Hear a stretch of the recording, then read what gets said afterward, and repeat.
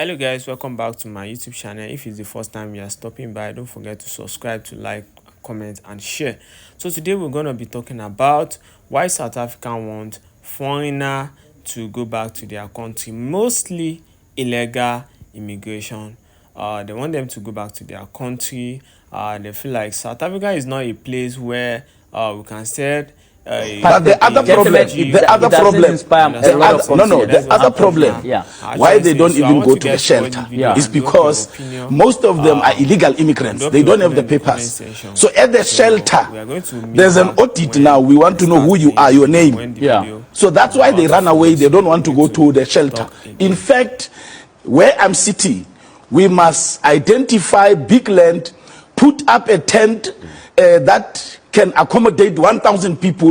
We evacuate. You don't have papers. You go to the tent.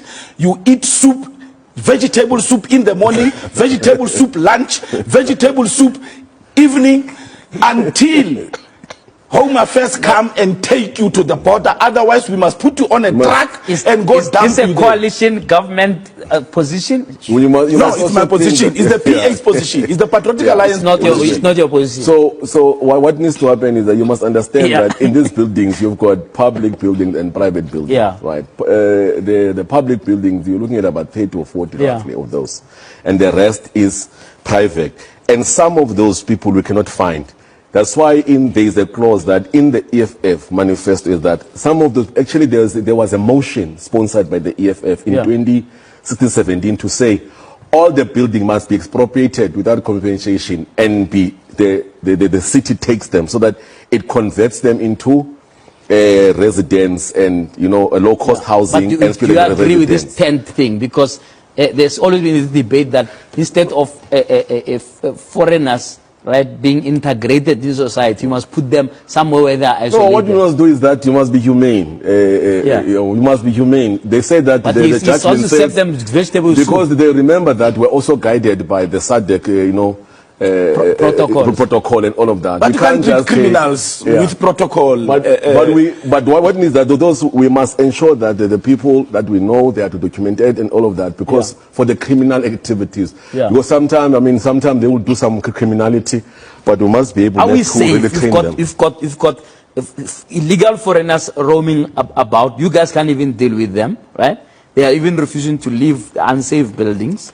You've got people pouring into the highways with guns and shooting at citizens. MMC or public safety. How did this happen? You guys are telling us you've got million cameras all over the show.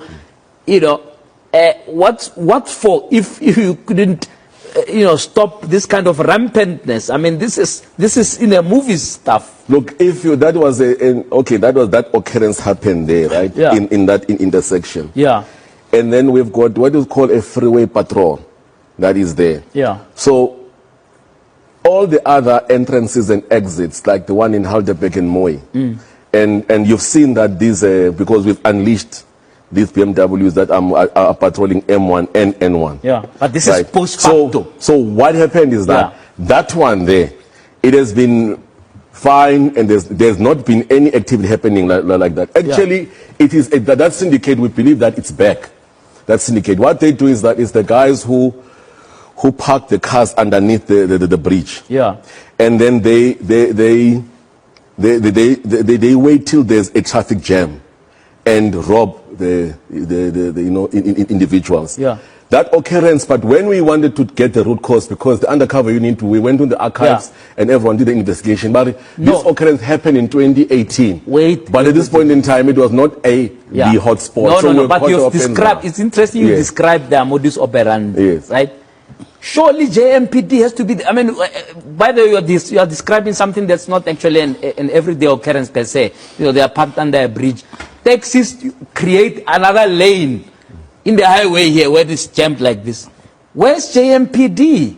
It looks like they part-time the highway patrol. No, it's there. You must check, like actually now if you go into M1, go to M1, because there it was not. Because remember when we took over the JMPD, they did not have cars. They did not have cars. Their cars were very, very old. The contract, remember that the contract the MMC Kenny will know about it because there was a back and forth in terms of the contract for the cars. We had to unlock it. The first time we got a rollout, Prof, of the cars, it was around August, September, to get like new cars coming out.